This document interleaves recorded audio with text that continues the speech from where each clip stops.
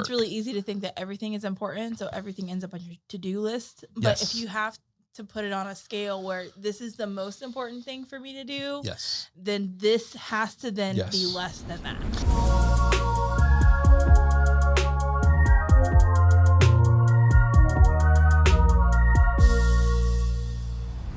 Hey everybody, welcome to the Leader Lab. This is Leadership Shorts, quick thoughts to help you level up your leadership. My name is Chad Wright. I'm the founder of Forward Partners, and I'm joined as always by my partner in podcasting. She did not skip podcasting day at the gym, Emily Grace Deal. Emily Grace Deal, welcome to the first post-lunch episode. What are we going to talk about today? Well, we just, in the last episode, talked about being at the Global Leadership Summit. Yes, we had a blast there. Mm-hmm.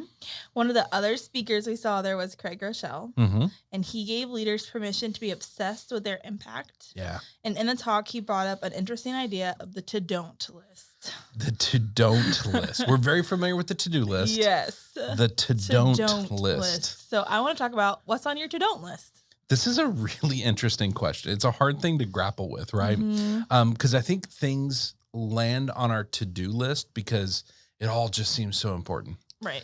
But really, I think identifying a to-don't list is an exercise and trying to identify what is your most important work? What's your most impactful work? That's a really hard thing to wrestle with because I think over the years we've gotten better at this, but there's seasons where we're not, where the list is just a lot of random it's like accidental. things. You have to keep fixing that. Yes. And the idea of the to-don't list was what distracts you from the most important work? What distracts you? If you as a leader, I love the idea that it's okay to be obsessed with your impact. It's okay to be obsessed with where your organization is going. What distracts you from that obsession? What gets in the way? Right. And that is often things that land on the to-do list, but it should be on the to-don't list. Right. And so it's really kind of a hard thing to wrestle with, but I love one of the questions that was posed was, what often distracts me from getting important work done? That's an interesting one because often we have to then dig into, what do I find distracting? What are the things that I will dive into because I don't want to do the important work that might also be really, really difficult Right. Well, and work. it's really easy to think that everything is important, so everything ends up on your to-do list. But if you have to put it on a scale where this is the most important thing for me to do, then this has to then be less than that. And it's really hard for leaders too, because I think most of the truly important work we do, we're not going to see the fruits of today. We're not going to see the fruits of this week. It's one of those things that, hey, I'm going to do this thing and 6 months from now, this is really going to pay off. I'm trusting that this is going to become, Yes, and that's the important work. Unfortunately, it's not as urgent. It's not as loud. And we've talked all the time about being a firefighter and how exciting that is and enticing that is. And I think when you're crafting a to-do list, it's a very similar concept where it's exciting to fill it up with things. It's enticing to say, look at all I got done today. Yeah, I have this to-do list and I checked them all off. But did we get the important things done? And that's where I think some things land on our to-do list as leaders, that it should be the to-don't list. It should. And I think that brings us to the next idea that those things have to go somewhere.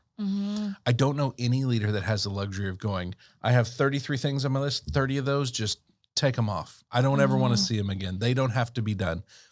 A lot of them still need to be done. Yeah. So where is that going to go? Well, and this might be a stretch, but I like the idea that like you owned a marketing business and can definitely design things. Oh, yeah. But you hired me to do those things because that's not the best use of your time. No, it wasn't. Like there were things I needed to do to grow the business. And so if I'm sitting there designing a piece, I'm not getting that done. That's not the best use for you. 100%. It's very similar to kind of how we run this. Like I'm pretty heavily involved in this, right?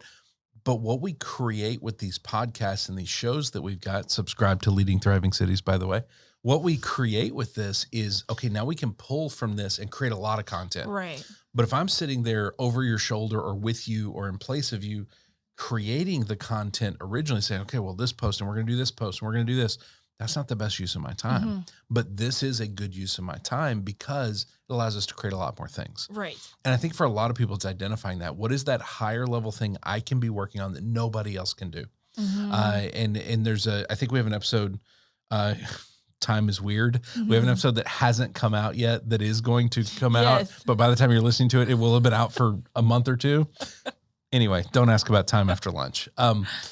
There's a quote from Emily Crawford. What is the thing that only I can do? Yeah. That is such a key question to identifying what Outside of that, what needs to go to the to-don't list, which means who do we delegate this to? And I think what you find with people that wrestle with this idea of a to-don't list is they don't usually delegate super well.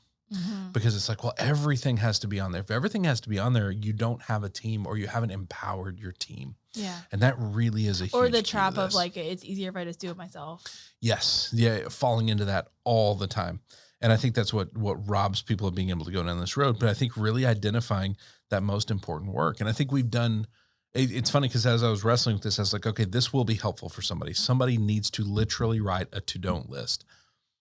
As I was wrestling with it, I was like, I think we've gotten pretty good at identifying my most important work because I couldn't think of a lot of things that I could point to on my list and go, that doesn't need to be on my list. Now they do happen. I mean, literally this week we had a scheduling thing that I didn't need to handle. I needed to pass it off to other Emily, who it's literally her job to handle. But we had the conversation. I was like, don't worry about it. It's easy to do. I'll take care of it. It's just 2 more months. No big deal. Right. I should have absolutely handed that over to her. And so there are things that do still creep in that should be on the to-don't list. Yes. Well, that fell into that category of it. It'll be just faster if I do it, but sometimes it's not. And really long-term, it would have been better for her to experience it because, by the way, those 2 clients, it's not the last time we're going to work with them. And there will be other clients exactly like them in the future. So her knowing that rhythm and how to do that would have actually been really helpful. So there are things that even when you're good at this still creep in that just take time and shouldn't. Yeah. We're spending time on things we should not be doing. Right. I liked that one of Craig's examples was his lunch thing that he doesn't go out to lunch. They come to him. That was a good example. So sometimes it's like those time things, like just this makes sense for my time and how I process it. That was a huge example. He said he does not take lunch meetings. He's not going to, or no, he doesn't go out for lunch meetings. He's not going to go to the restaurant because there's, 10 minutes to drive there. There's an hour to wait for eating and doing all that. And then you come to him for lunch. And that's one of the things he has established. Now he's also leading an organization with, thousands of employees. So he's kind of reached a level where he can say, everybody come to me. Can't wait to get to that level, by the way. I hate driving all over this place. Well, that's why it's his specific to-do list, right? Yes, it is. It's very unique person to person. It can be weirdly unique things that it just makes sense that this is on yours. And I like that idea. Some things are tasks that need to be on the to-don't list. Sometimes it's just rhythms. It's actions. It's certain things I'm not going to do. Right.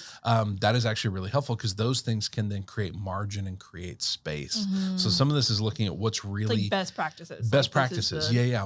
What's eating up? Well, if I don't do this, it's actually going to be really, really helpful for me. That's great. I love that example. That's good stuff. Leaders, let's talk next steps. What needs to be on your to-don't list? Both tasks that you should be delegating and empowering your people to do, but also certain rhythms, certain things that you just look at and go, wow, this is eating a lot of my time. What are those things that need to be on that list? Processing that. And as I've wrestled with this same question, it's a hard thing to wrestle with. You'll start to find next steps of delegation, next steps of new rhythms. I would really encourage you to say, what's my most important work on the to-do list? What needs to be on the to-don't list? Love this example. If people want to send us their to-don't list, I would be fascinated to see what they come up with. Definitely do that. That would be fun. Please add to your to-do list. Send us your to-don't list. Where do they send that to? lab@forwardpartners.net. lab@forwardpartners.net. If they want to find leadership content, again, that we're creating and you're putting out there all over the place, where do they find that? @ForwardPartner. @ForwardPartner on LinkedIn, Facebook, Instagram. Thank you so much for this conversation. Thank you. John, Porchlight Productions Vineyard, thank you for producing this incredible podcast along with our other one, Subscribe, Leading Thriving Cities. We will see you next time right here in the Leader Lab for Leadership Shorts.